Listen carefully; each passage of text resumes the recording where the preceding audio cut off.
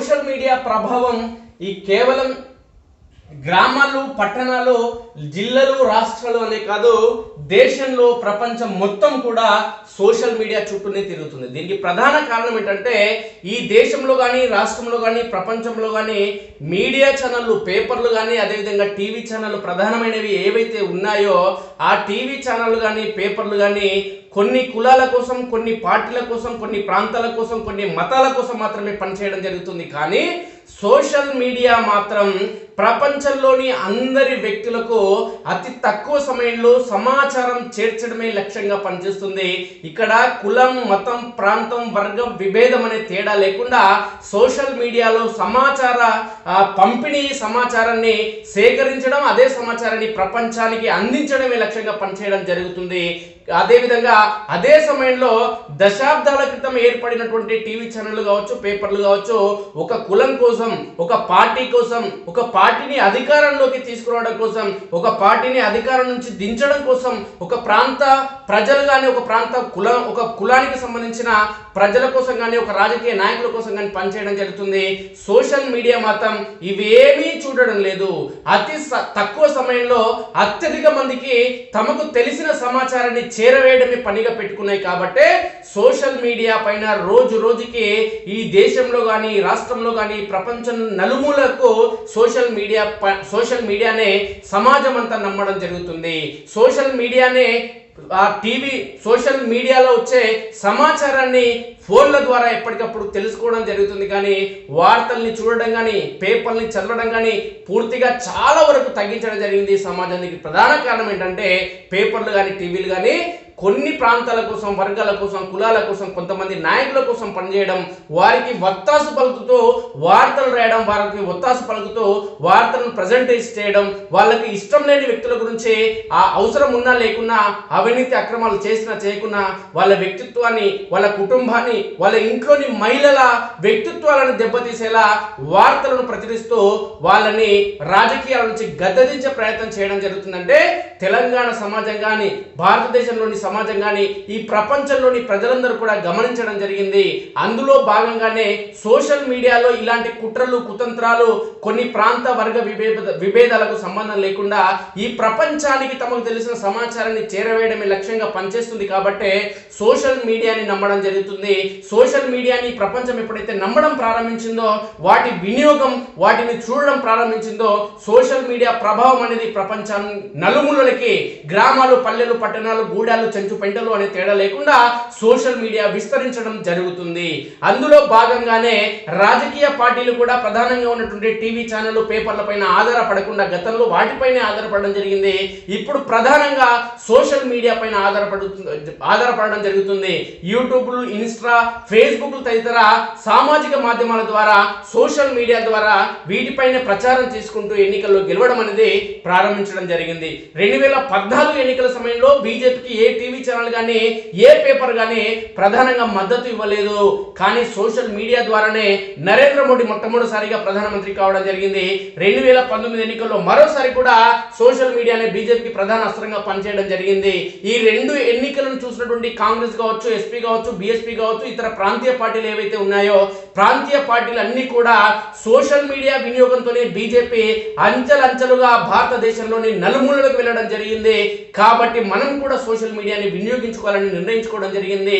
అందులో భాగంగానే ఈ 2024 ఎన్నికలకు సంబంధించి, పార్లమెంట్ ఎన్నికలకు సంబంధించి ప్రధాని నరేంద్ర మోడీ యూట్యూబ్లో సంచలనాలు సృష్టిస్తూ ఈ భారతదేశంతో పాటు అనేక రాష్ట్రాలతో పాటు ప్రపంచాన్ని కుదుపుతున్నటువంటి ఎవరైతే యూట్యూబ్లో అగ్రగామిగా ఉండడం జరుగుతుందో, యూట్యూబ్ ఛానల్ నిర్వహించే వ్యక్తులను ప్రత్యేకంగా నరేంద్ర మోడీ డిన్నర్కు పిలిపించి వాళ్ళతో మాటామంతి నిర్వహించి వాళ్ళకి ఇంటర్వ్యూలు ఇవ్వడం జరుగుతుంది.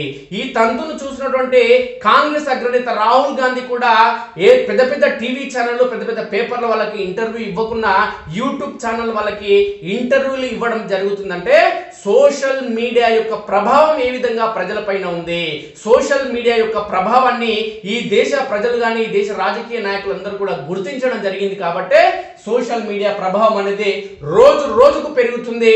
ఈ సోషల్ మీడియా అనేది దుమ్ము రేపుతుంది సమాజ సేకరణలో కానీ, సమాజానికి ఈ సమాచారాన్ని అందించడంలో కానీ. ఈ అంశానికి సంబంధించి ఒకసారి మనం గమనిస్తే దుమ్ము రేపుతున్న సోషల్ మీడియా ఎన్నికల్లో నెట్టింట పార్టీల హోరా హోరీ. ఎక్స్, యూట్యూబ్, ఇన్స్టాల్లో బీజేపీ మోదీ హవా. ఇక నయా యూజర్లను పెంచుకుంటున్న రాహుల్ గాంధీ, కేజ్రీవాల్. ఇన్స్టా, యూట్యూబ్ లో కాంగ్రెస్ కు ఆ పార్టీకి భారీగా లైకులు. ఇక బీజేపీ వీటిని వినియోగించడంలో ఎప్పుడో ముందుంది. కాంగ్రెస్ పార్టీ కావచ్చు, ఆమ్ ఆద్మీ పార్టీ ఇప్పుడిప్పుడే అడుగులు వేస్తుంది సోషల్ మీడియా వినియోగం అంశానికి సంబంధించి. కుక్క పిల్ల, అగ్గిపుల్ల, సబ్బు బిల్ల కావేమి సోషల్ మీడియా ప్రచారానికి అనర్హం. జనాలంతా ఆ స్థాయిలో సోషల్ జీవులుగా మారిపోయారు. అందుకే ఎన్నికల పోరులో పార్టీలు కూడా సోషల్ మీడియానే ఎక్కువగా నమ్ముకుంటున్నాయి. ప్రజల మూడ్తో పాటు క్షేత్రస్థాయిలో ఓటర్ల నాడిని పసిగట్టేందుకు లైక్ చేయండి, షేర్ చేయండి, సబ్స్క్రైబ్ చేసుకోండి అంటూ నెట్టింట్లో హల్చల్ చేస్తున్నాయి. ఎడాపెడా యాడ్లు కుమ్మరిస్తూ డిజిటల్ ప్రచారంతో హోరెత్తిస్తున్నాయి. పలు పార్టీలు లోక్సభ ఎన్నికల సీజన్లో సామాజిక మాధ్యమాలను షేక్ చేస్తున్నాయి. 10 ఏళ్లుగా దేశాన్ని ఏలుతున్న బీజేపీ సోషల్ మీడియాలోనూ రాజ్యమేలుతుంది. ఇన్స్టాగ్రామ్, యూట్యూబ్ లో కొత్త యూజర్లను ఆకట్టుకోవడంలో కాంగ్రెస్, ఆమ్ ఆద్మీ పార్టీ ముందున్నాయి. ప్రస్తుత లోక్సభలో 3వ అతిపెద్ద పార్టీ అయిన తృణమూల్ కాంగ్రెస్ కు పెద్దగా సోషల్ మీడియా ప్రాతినిధ్యం లేకపోవడం విశేషం. నేతల విషయానికి వస్తే ప్రధాని నరేంద్ర మోడీ తన రాజకీయ ప్రత్యర్థులు ఎవరికి అందనంత ఎత్తులో 3 లైకులు 6 షేర్లు అన్నట్లుగా సోషల్ జర్నీలో దూసుకుపోతున్నారు. లోక్సభ ఎన్నికల నేపథ్యంలో ఈ ఏడాది జనవరి నుంచి మార్చి వరకు పార్టీలు, నేతల సోషల్ మీడియా పేజీలు, ఖాతాల్లో యూజర్ల సంఖ్య పెరుగుదల, డిజిటల్ యాడ్ వ్యయాల తదితరాలను సోషల్ బ్లేడ్ అనే ఎనలిస్టిక్స్ సంస్థ విశ్లేషించి అందులో పలు ఆసక్తికరమైన విషయాలు వెల్లడయ్యాయి. X factor social site X గతంలో ట్విట్టర్లో ప్రతి పార్టీ నిలకడగా యూజర్లను పెంచుకుంటూ వస్తుంది.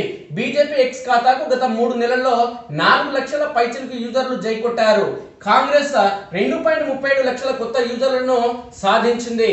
ఆప్కు 12,000 మంది నయా యూజర్లు దక్కారు. టీఎంసీని కొత్తగా ఫాలో అయిన వారి సంఖ్య 9,800. మైక్రో బ్లాగింగ్ కు కీలక వేదికగా నిలుస్తున్న ఈ సోషల్ వేదికలో బీజేపీకి ఏకంగా 2.18 కోట్ల ఫాలోవర్లు ఉన్నారు. కాంగ్రెస్ కు 1.04 కోట్లు, ఆప్ను 65 లక్షల ఎక్స్ యూజర్లు ఫాలో అవుతున్నారు. టీఎంసీ మాత్రం 6.9 లక్షలతో వెనుకబడింది. యూట్యూబ్ లో ఆప్ షో పార్టీల ప్రసంగాలు, ప్రచార వీడియోలు, మీడియా సమావేశాలకు కీలక వేదికగా నిలుస్తున్న యూట్యూబ్ లో ఆప్ చీపురు తిరగేస్తుంది. కొత్త సబ్స్క్రైబర్లను పెంచుకోవడంలో ఆప్ తో పాటు కాంగ్రెస్ కూడా ముందుండగా బీజేపీకి మాత్రం క్రమంగా తగ్గుముఖం పట్టారు. గత 3 నెలల్లో కేజ్రీవాల్ పార్టీ ఏకంగా 5.9 లక్షల కొత్త యూజర్లను దక్కించుకుంది. లిక్కర్ స్కామ్ ఆరోపణలతో మార్చి 21న కేజ్రీవాల్ ను ఈడీ అరెస్ట్ చేయడం తెలిసిందే. ఒక్క మార్చిలోనే ఆప్ యూట్యూబ్ ఛానల్ ఏకంగా 3.6 లక్షల మంది సబ్స్క్రైబర్లు చేసుకున్నారు. బీజేపీ మాత్రం జనవరిలో 3 లక్షలకు పైగా కొత్త యూజర్లు జతైన ఫిబ్రవరి, మార్చి నెలలో భారీగా తగ్గారు. మొత్తం మీద 3 నెలల్లో బీజేపీ ఛానల్ కు 5.3 లక్షలు, కాంగ్రెస్ కు 5 లక్షలు మంది కొత్త యూజర్లు చేరారు. టీఎంసీకి 28,000 మంది యూజర్లు సంపాదించుకుంది. అయితే బీజేపీ వీడియోలను చూస్తున్న వారి సంఖ్య మాత్రం భారీగా పెరిగింది. జనవరి నుంచి మార్చి మధ్య ఏకంగా 43.2 కోట్ల వీక్షణలు దక్కాయి. తర్వాతి స్థానంలో ఆప్ పార్టీ 30.78 కోట్లు, కాంగ్రెస్ పార్టీ 16.69 కోట్లు. అంటే బీజేపీలో 1/3% కూడా చూడలేదు కాంగ్రెస్ వీడియోలు. ఇక టీఎంసీ 93 లక్షలు ఉన్నాయి. ఇక 59.9 లక్షల సబ్స్క్రైబర్లు, 10,000కు పైగా వీడియోలతో యూట్యూబ్ ను ఆప్ ఊట్ చేస్తుంది. బీజేపీ యూట్యూబ్ ఛానల్ 58.2 లక్షల సబ్స్క్రైబర్లు, 41,000 వీడియోలతో టాప్ లేపుతుంది. కాంగ్రెస్ కు 44.8 లక్షలు, తృణమూల్ను 5.90 లక్షల మంది సబ్స్క్రైబ్ చేసుకున్నారు. ఇక సోషల్ వేదికల్లో పార్టీలకు యూజర్ల దన్ను. ఇక బీజేపీ పార్టీకి ఇన్స్టాగ్రామ్ ఒకసారి చూస్తే ఇన్స్టాగ్రామ్ లో బీజేపీ పార్టీకి 2.18 కోట్లు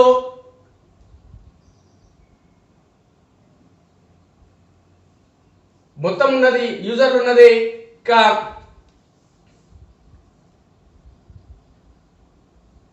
76 లక్షల మంది 58 అంటే మొత్తానికి యూట్యూబ్ లోనేమో 58.2 లక్షలు ఉన్నారు బీజేపీకి. అదే విధంగా ఎక్స్ లోనేమో 22.18 కోట్లు. అదే విధంగా ఇన్స్టాలో బీజేపీకి 76 లక్షలు. కాంగ్రెస్ పార్టీని ఒకసారి మనం గమనిస్తే మిత్రులారా, ఇన్స్టాలో 43 లక్షలు, అదేవిధంగా ఎక్స్ లో 1.04 కోట్లు, 44.8 లక్షలేమో యూట్యూబ్ లో ఉన్నారంటే మొత్తానికి కాంగ్రెస్ పార్టీ సగం కూడా లేదు బీజేపీకి. ఇక అదే విధంగా ఆమ్ ఆద్మీ పార్టీని ఒకసారి గమనిస్తే కాంగ్రెస్ పార్టీ కంటే కొన్ని విషయాల్లో ముందుంది. దీనికి సంబంధించి చూస్తే యూట్యూబ్ లో 59.9 లక్షల మంది ఆమ్ ఆద్మీ పార్టీకి ఉన్నారు, 65 లక్షల మంది ఏమో ఎక్స్ లో ఉన్నారు, 12 లక్షల మంది ఏమో ఇన్స్టాగ్రామ్ లో ఉన్నారు. ఇక తృణమూల్ కాంగ్రెస్ ఏమో పూర్తిగా వెనుకబడిపోయింది. జాతీయ పార్టీ దేశంలో 3వ అతిపెద్ద పార్టీ అయినప్పటికీ కూడా ఈ పార్టీ చాలా వెనుకబడిపోయింది. ఇక ఈ పార్టీకి తృణమూల్ కాంగ్రెస్ కి 5.91 లక్షలేమో యూట్యూబ్ లో ఉన్నారు, 6.9 లక్షలేమో ఎక్స్ లో, 1.1 లక్షలేమో ఇన్స్టాగ్రామ్ లో ఉన్నారు. ఇక నేతల సోషల్ జోరు, నేతలను ఒకసారి గమనిస్తే ఎవరెవరు ముందున్నారంటే నరేంద్ర మోడీ విషయంలో రాహుల్ గాంధీ ఆకాశానికి భూలోకం అంతా తేడా ఉన్నాడు. అదే విధంగా ఆప్ అధినేత అరవింద్ కేజ్రీవాల్ కూడా అట్లనే ఉన్నాడు. ఇక మమతా బెనర్జీ అయితే భూలోకంలోకి ఎప్పుడో వెళ్ళిపోయింది ఆమె. మోదీకి ఉన్న యూజర్లు ఒకసారి మనం గమనిస్తే వ్యక్తిగతంగా మోడీకి ఏ విధంగా ఉన్నారంటే పార్టీల పరంగా చూస్తేనేమో బీజేపీ ఉంది, వ్యక్తిగతంగా చూసినా ఏ నేతకు అందనంత తీరుగా నరేంద్ర మోడీ ఆకర్షణలో ఉంటే రాహుల్ గాంధీ భూలోకంలో ఉన్నాడు. ఇక నేతల సోషల్ వారి యూజర్ల సంఖ్యను ఒకసారి గమనిస్తే బీజేపీ అధినేత ఈ దేశ ప్రధాని మోదీకి సంబంధించి చూస్తే రాహుల్ గాంధీకి అందనంత దూరంలో ఉన్నాడు.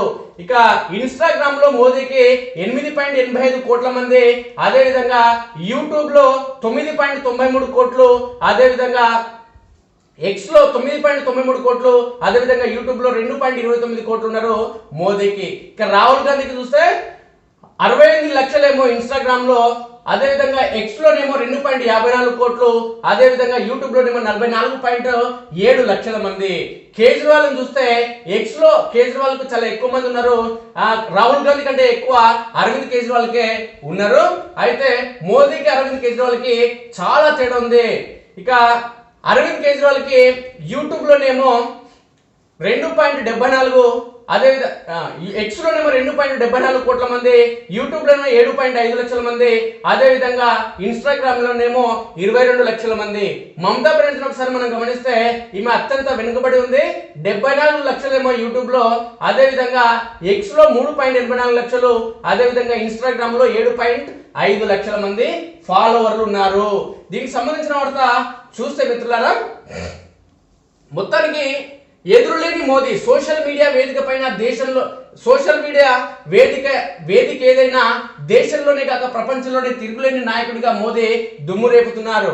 భారత్ లో ఏ నాయకుడికి ఆయన దరిదాపులో కూడా లేరు. గత 3 నెలల్లో మోదీ ఎక్స్ యూజర్ల సంఖ్య 26 లక్షలు పెరిగి 9.73 కోట్లకు చేరింది. కేజ్రీవాల్ ఫాలో అవుతున్న వారి సంఖ్య 1 లక్ష పెరిగి 2.74 కోట్లుగా ఉంది. రాహుల్ గాంధీకి కొత్తగా 5 లక్షల మంది జత అయ్యారు. ఆయన యూజర్ల సంఖ్య 2.54 అంటే ఇక ఇప్పటికి కూడా అరవింద్ కేజ్రీవాల్ కంటే వెనుకనే ఉన్నాడు రాహుల్ గాంధీ. ఇక తృణమూల్ అధినేత్రి మమతా బెనర్జీకి స్వల్పంగా 52,000 మంది యూజర్లు దక్కారు. ఎక్స్ లో ఆమెను 74 లక్షల మంది ఫాలో అవుతున్నారు. ఇక ఎక్స్ లో అత్యంత యాక్టివ్ గా ఉండే రాజకీయవేత్తగా కూడా మోదీ నిలుస్తున్నారు. గత 3 నెలల్లో మోదీ 1367 పోస్టులు పబ్లిష్ చేశారు. కేజ్రీవాల్ 270, రాహుల్ గాంధీ 187 పోస్టులతో తర్వాత స్థానంలో ఉన్నారు. ఇన్స్టాలోనూ మోదీకి ఏకంగా 8.85 కోట్ల మంది ఫాలోవర్లు ఉన్నారు. అందులో గత 3 నెలల్లోనే 52 లక్షల మంది మోదీని కొత్తగా ఫాలో కావడం జెడ్ లోను ఆయన క్రేజ్ కు అద్దం పడుతుంది. ఇన్స్టాలో రాహుల్ కు 65 లక్షలు, కేజ్రీవాల్ కి 22 లక్షలు, మమతకు కేవలం 3.8 లక్షల ఫాలోవర్లు మాత్రమే ఉన్నారు. ఇక యూట్యూబ్ లోను మోదీదే హవా, 2.29 కోట్ల మంది సబ్స్క్రైబర్లు ఆయన సొంతం. రాహుల్ 44.7 లక్షల మంది మాత్రమే రాహుల్ కు ఉన్నారు. కేజ్రీవాల్ కు 7.55 లక్షల మంది మోదీకి ఆమడ దూరంలో ఉన్నారు. గత 3 నెలల్లో మోదీ ఛానల్లో పబ్లిష్ అయిన వీడియోలకు అత్యధికంగా 47.7 కోట్ల వ్యూస్ దక్కాయి. ఇది రాహుల్ కేజ్రీవాల్ వీడియోల కంటే రెట్టింపు కావడం విశేషం. ఇన్స్టా జెడ్ ఓటర్ల డెన్. ఇన్స్టాగ్రామ్ లో రీల్స్, స్టోరీస్, పోస్టులు, లైవ్ వీడియోలతో చెలరేగిపోతున్న నవతరం యువత జనరేషన్ జెడ్ కు చేరువయ్యేందుకు పార్టీలో పోటీ పడుతున్నాయి. ముఖ్యంగా తొలిసారి ఓటేనున్న యూత్ కు అడ్డాగా మారిన ఈ సోషల్ వేదికపై మరింత ఫోకస్ చేస్తున్నాయి. తాజా డేటా ప్రకారం మెటా ప్లాట్ఫామ్లైన ఫేస్బుక్, ఇన్స్టా, వాట్సాప్ లో బీజేపీ కాంగ్రెస్ గత 4 నెలల్లో చేసిన యాడ్ వ్యయాల్లో సింహభాగం ఇన్స్టా పైన వెచ్చించడం దీని ప్రాధాన్యానికి నిదర్శనం. గత 3 నెలల్లో ఈ ప్లాట్ఫామ్ లో కాంగ్రెస్ 13.2 లక్షల మంది ఫాలోవర్లు పెంచుకోగా బీజేపీ 8.5 లక్షలు, ఆమ్ ఆద్మీ పార్టీ 2.3 లక్షలతో తర్వాత స్థానంలో ఉన్నాయి. టీఎంసీకి 6,000 మంది కొత్త యూజర్లు దక్కారు. మొత్తం ఫాలోవర్ల విషయానికి వస్తే బీజేపీకి 76 లక్షలు, కాంగ్రెస్ కు 43 లక్షలు, ఆమ్ ఆద్మీ పార్టీకి 26 లక్షలు, తృణమూల్ కాంగ్రెస్ కి 1.1 లక్షల మంది ఉన్నారు. అంటే బీజేపీ అన్ని విభాగాల్లో ముందుంది. కాంగ్రెస్ పూర్తిగా ఆమ్ ఆద్మీ పార్టీ కంటే వెనుకబడిపోయింది ప్రచారంలో.